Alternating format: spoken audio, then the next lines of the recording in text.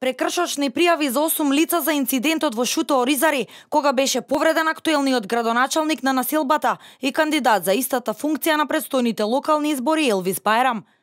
Министерот за внатрешни работи Оливер Спасовски соопшти дека целокупниот документиран материјал е доставен до основното јавно обвинителство Скопје за понатамошна постапка.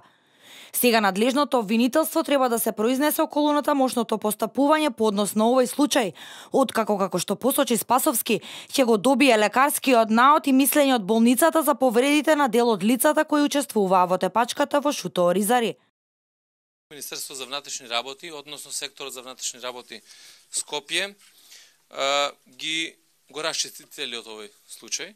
При тоа СВР Скопје изготви 8 записници за констатиран прекршок по членот 11 Закон за прекршоци против јавниот ред и мир за нарушен јавен ред и мир со тепачка против 8 лица и тоа ШД, ФФ, ЈС, ХА, ХМ, ХИ, ЕБ и АМ. Министерството за внатрешни работи уште еднаш апелира до сите актери во овие предстојни локални избори и до политичките партии, и до граѓаните, да ги почитуваат демократските и нормативните стандарди.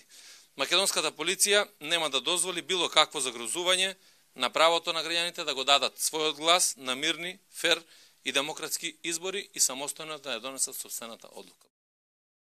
И покрај апелите на Државната изборна комисија и другите надлежни за смирување на предизборната тензија, се нижат нови инциденти.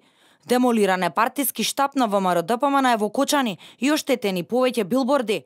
Во Скопје Север пак бил оштетен штабот на Демократската унија за интеграција од страна на непознат сторител.